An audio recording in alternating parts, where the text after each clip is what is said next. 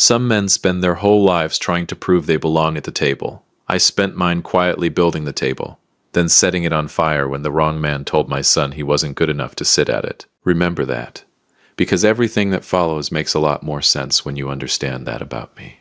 Welcome to Dad Raw Revenge. Grab your coffee, get comfortable, and remember the people in these stories had every chance to behave themselves. They just chose wrong. Drop a comment, hit that like button, and make sure you're subscribed. Trust me, you're going to love it here.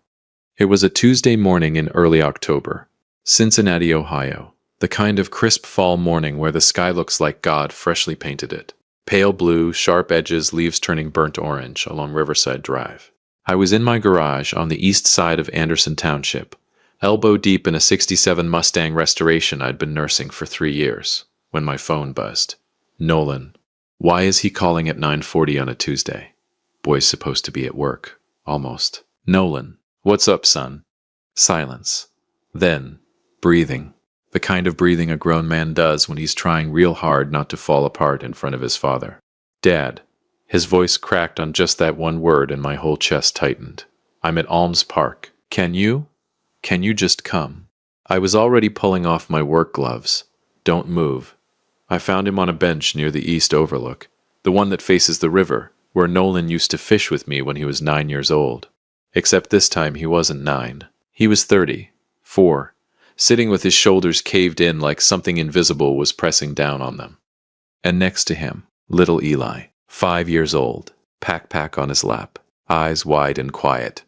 The way kids get when they know something is wrong but nobody's told them what yet. He had a juice box in one hand and his grandfather's old Cincinnati Reds cap on his head, the one I gave him last Christmas. 2 duffel bags sat at Nolan's feet. 2 bags. Oh Lord, I didn't say anything at first. I sat down on the other side of Eli, put my arm around my grandson, and looked out at the Ohio River for exactly 4 seconds. Then I looked at my son. Why aren't you at work? Nolan laughed. It wasn't a happy laugh. It was the kind that comes out when everything hurts so bad that laughing is the only thing left. I got fired, Dad. Fired, I repeated it flat. From Weston Flow Enterprises. Yeah. The job you've had for 6 years. Yeah. I nodded slowly. Okay, Cole. Stay level. And the bags? He rubbed the back of his neck. Wouldn't look at me directly. Benjamin came over last night. To the house. Said he'd been talking to people at the company. Turns out he knows the regional director. He paused. He's the one who made the call, Dad. He got me fired. The river kept moving. Leaves kept falling. Eli kept sipping his juice box like the world wasn't quietly combusting around him. Benjamin Wilson, I said. Your father-in-law. My former father-in-law. Nolan's jaw tightened. Amelia filed papers this morning. I turned to look at him fully then.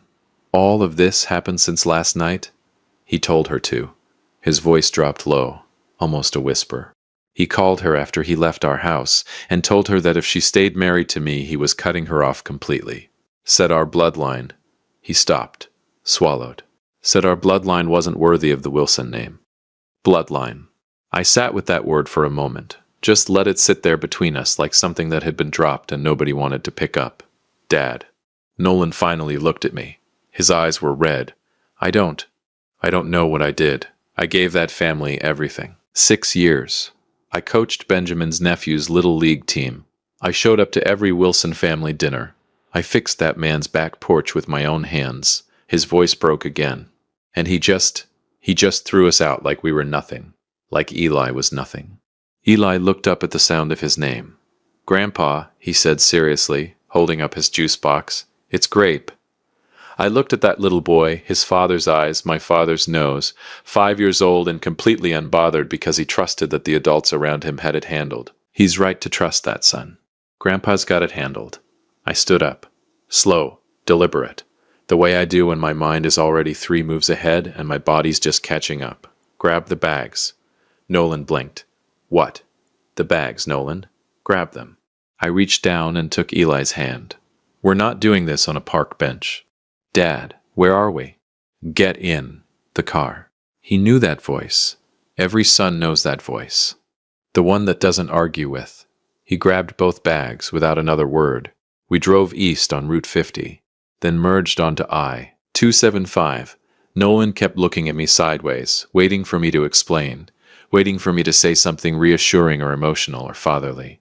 I turned on the radio instead. Johnny Cash. Appropriate. Dad. You're scaring me a little. Good. I checked my mirror. Means you're paying attention. Where are we going? Where are we going? 32 years I kept this quiet. 32 years of early mornings and late nights and handshake deals, and reinvested profits, and not one word to anybody. Not my neighbors, not my brother. Not even Nolan's mother, God rest her soul. Not the full picture anyway. 32 years of being the man in the modest house on the modest street, driving the modest car because I watched my own father get robbed blind the moment people knew what he had. I wasn't making that mistake.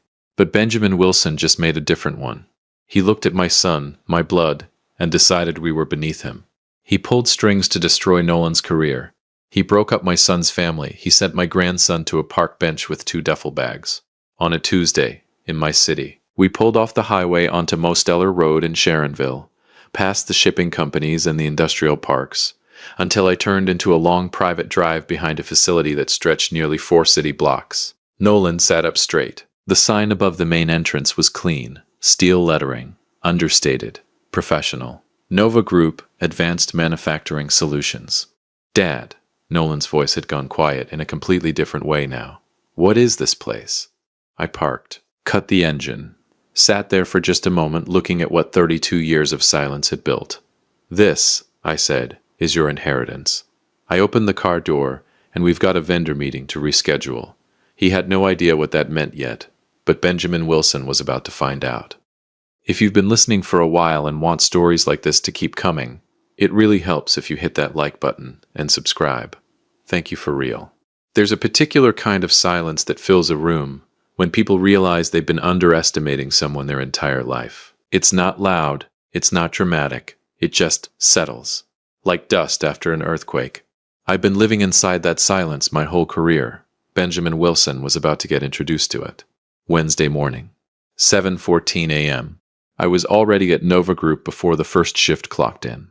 That's a habit I built in my 30s and never broke. You want to know the health of a business, don't look at the books. Look at who shows up first and who leaves last.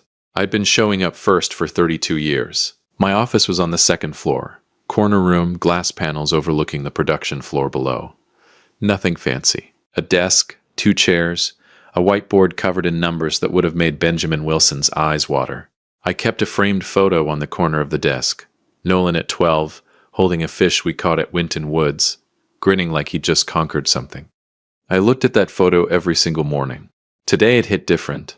My operations manager, Russell Briggs, knocked twice and walked in at 7:30 sharp. Russell was a big straight-talking man from Dayton who'd been with me for 19 years. He knew every inch of this facility. He also knew without being told when something was in motion. He took one look at my face and sat down. You want coffee first, or should I just brace myself? Pull the Wilson account, I said. Russell's eyebrows went up exactly a 1/4 inch. Weston Flow Enterprises. That's the one. He already had his tablet out. They're mid-contract, Cole. 18 months left on the supply agreement. Components division, they move about $2.3 million through us annually. $2.3 million. Benjamin Wilson sat across dinner tables telling people about his thriving manufacturing supply business, without ever mentioning that the engine underneath it, the contract that made his quarterly numbers sing, ran directly through my facility. The man called my bloodline unworthy while cashing checks signed by my company. I almost smiled. Almost. I'm not canceling the contract, I said. Russell paused. Okay, I'm restructuring it. I leaned back in my chair. Pull every clause related to vendor performance reviews. I want a formal assessment letter drafted. Standard language, nothing aggressive. Notifying Weston Flow that Nova Group is conducting a comprehensive vendor evaluation effective immediately. All payments pause, pending review. Standard procedure. It's in the contract. Page 11, Section 4, Paragraph C. I knew because I wrote it. They've got 30 days to respond to the evaluation before we determine contract continuation. He nodded slowly, the way a man does when he understands that what sounds routine is anything but. And who's heading the evaluation? I picked up the framed photo of Nolan, set it back down facing me. The new director of vendor relations. Russell blinked. We don't have a director of vendor re. We do as of this morning. He answered on the second ring, voice groggy. He'd slept in his old bedroom for the first time in 11 years. Him and Eli both. Eli curled up like a puppy in the middle of the twin bed, while Nolan folded himself around the edges. Dad, it's early. It's almost 8:30. I didn't sleep until 4. Fair enough. How's Eli? A pause. I heard him shift, probably checking on the boy. Still out. Sleeping like nothing happened. His voice softened. Kids, man. That's because he knows he's safe. I let that land. You both are. You understand me. Dad. Nolan. I said his name the way I used to when he was 16 and getting in his own way. I need you to listen to me very carefully right now, okay? Not as my son. As a grown man who's about to step into something real. Silence on the line. I need you at Nova Group by 10 o'clock. Business casual. We're going to walk the floor together. I'm going to introduce you to the team. And then we're going to sit down and I'm going to explain to you what I've been building and exactly what your role in it looks like going forward. More silence. Then, Dad, what is Nova Group? Oh, son. It's ours. Has been for 32 years. I picked up my coffee. 10 o'clock. Don't be late. I hung up before he could ask another question. He needed to see it to believe it. Some things you can't explain over the phone. He walked through the front entrance at 9:58. I was standing on the production floor when he came in. Watched him through the glass before he saw me. Watched him stop just inside the lobby, look up at the facility ceiling, 40 feet high. Cranes and conveyor lines and precision equipment running in organized rows.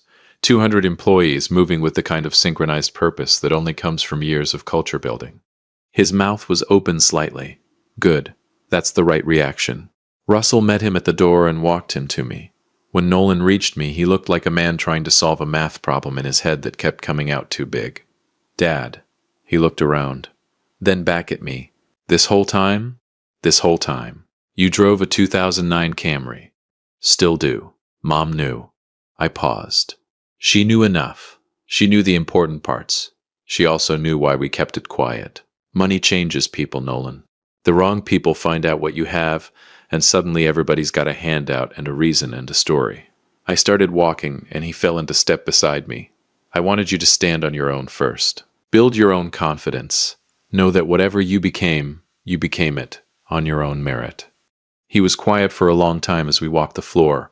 Workers nodded at me. A few introduced themselves to Nolan.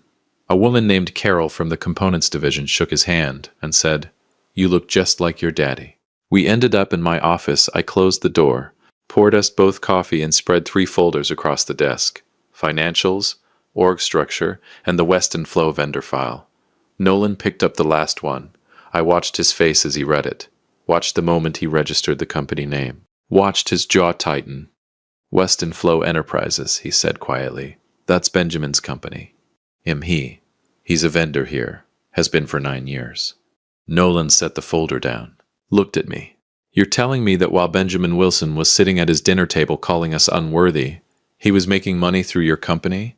The room was very quiet. Then Nolan said with a calm that honestly impressed me, "What's in the folder?" A vendor performance evaluation notice. Payments paused pending review. I slid it toward him. Standard procedure. And who's conducting the review? I slid the second document across. A formal offer letter. Director of Vendor Relations, Nova Group. Compensation package that would have made his old salary look like a rounding error. His hands were very still on the desk. Dad. I've never done anything like this before. You fixed Benjamin Wilson's back porch with your own hands, I said. You coached his nephew's Little League team. You showed up to every dinner and every holiday and every family obligation with your whole chest. I leaned forward. You know how to show up, Nolan. That's 70% of leadership right there. The rest I'll teach you. He stared at the offer letter for a long moment. Come on, son. Pick it up. He picked it up. When Benjamin gets that evaluation notice, he said slowly, he's going to know something's wrong. He's going to make some calls, I agreed. He's going to ask around. And eventually, I sat back. He's going to figure out whose building he's been in for 9 years. Nolan looked at me. And then what? Oh, that's the best part. Then, I said, he's going to have to call you. The silence that followed was the most satisfied silence I'd felt in 32 years of building something in the quiet. Nolan set the offer letter down, picked up a pen from my desk, signed it. Benjamin Wilson's evaluation notice went out at 4:47 p.m. that Wednesday. By Thursday morning, I had 3 missed calls from a number I didn't recognize. I recognized it. I let it go to voicemail every time. He wasn't ready to talk to me yet. He needed to talk to Nolan first, and Nolan, for the first time in 2 days, was sleeping just fine. Nolan was standing when Benjamin walked in, not sitting behind the desk trying to look powerful. Standing, relaxed, jacket on, hands easy at his sides.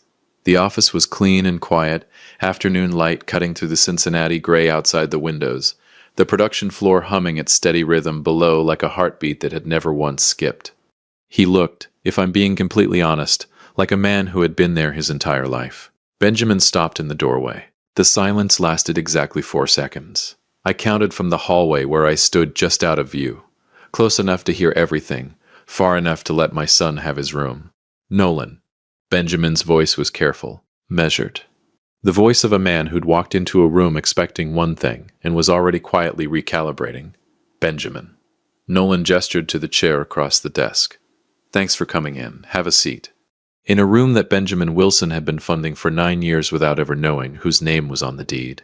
I heard the chair move. Heard the stillness that followed, the particular stillness of 2 men who have shared family dinners and holiday tables and backyard conversations, now sitting across from each other in a completely different kind of room. I think there's been some misunderstanding, Benjamin started. Smooth, practiced, the tone of a man accustomed to reframing situations in his favor. About the evaluation notice. We've been a loyal vendor to this company for nearly a decade, and I think if we just talk through the numbers, the relationship has always been mutually benefit. There's no misunderstanding, Nolan said. Not loud, not sharp, just final. Nova Group conducts regular vendor evaluations. It's standard procedure. It's in your contract. The briefest pause. Page 11, Section 4, Paragraph C. Silence settled over the room like fresh concrete. Nolan. Benjamin's voice dropped a register, softer now. The involuntary softness of a man feeling the floor shift beneath him. Look, I understand things between our families are complicated right now. I understand there are emotions involved, and I'm not dismissing that. But business is business, and I don't think we need to let personal matters cloud what has been a very productive professional. You're right, Nolan said. Business is business. Benjamin paused. Hadn't expected agreement, which is why I want to be completely professional about what happens next. I heard movement, the quiet slide of a folder across a desk surface. There it is. I've had our team prepare a revised vendor agreement, Nolan continued. New contract, restructured terms, fair pricing, realistic delivery benchmarks, standard performance clauses. Nothing punitive, nothing personal. Heavier. Benjamin was reading. I could picture it. The man in the charcoal suit, silver hair, 9 years of comfortable assumptions, dissolving line by line as he worked through a document prepared by the son he'd thrown out of his daughter's life 4 days ago. 4 days. Benjamin Wilson had turned our world upside down on a Monday night, and by Friday afternoon his entire business lifeline was sitting in Nolan Edwards' hands in a building Cole Edwards owned. God has a sense of humor. He just doesn't always show his hand early. This is... Benjamin started. Stopped. These terms are reasonable. I know they are, Nolan said simply. I wrote them to be. More silence. Nolan. Benjamin's voice had changed again, something underneath it now that hadn't been there when he walked in. Something older. Quieter. Like a man who'd been carrying something heavy for a long time and could feel his grip finally going. What I said. About your family. About your... He stopped on the word. Couldn't quite get it out the second time. I was wrong. I've been wrong about a lot of things for a long time, and I told myself it was principle. No, it's okay. I forgive you. I appreciate that. The honest response of a man who's been wounded and isn't pretending otherwise. The evaluation will run its course, Nolan continued. Whatever happens professionally, happens professionally. But Eli needs his grandfather, his mother's father. Whatever that relationship looks like going forward, that's between you and God and your daughter. My jaw tightened in the hallway. Not from anger, from recognition. Because that's the most honest thing Benjamin Wilson had ever said in my presence, and he didn't even know I was there to hear it. Nolan let the words sit, didn't rush to fill the space, didn't offer cheap comfort or easy absolution, He let the man breathe inside his own truth for a moment, which, if you ask me, was more grace than Benjamin Wilson had earned, and more character than most men his son's age could have managed. I appreciate that, Nolan said finally. Steady, warm but not weak. Genuinely. Then, but I need you to understand something, Benjamin. His voice was quiet now, the kind of quiet that commands a room better than volume ever could. Not as a vendor, not as your former son-in-law, as a man. I stopped breathing. My father built something extraordinary. 32 years. Quietly, without asking anyone's permission or approval or validation. Another beat. He built it for our family, for our name, for Eli. I could hear the steadiness in every syllable. No tremor, no performance, just truth. You looked at us and saw a bloodline that wasn't worthy. You made a phone call that cost me my job. You pressured my wife into walking away from her marriage. The room was absolutely still, and somehow, Nolan's voice stayed level even as the weight of those words filled every corner of that office. You ended up sitting across from me, in our building, reviewing a contract that determines whether your company survives next quarter. Nobody moved. Nobody spoke. Then Nolan slid something else across the desk. A pen. My father taught me that real power doesn't humiliate.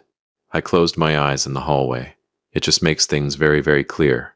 The silence that followed was the longest 8 seconds of my life. Then, the quiet, unmistakable scratch of a pen moving across paper. Benjamin Wilson signed the contract.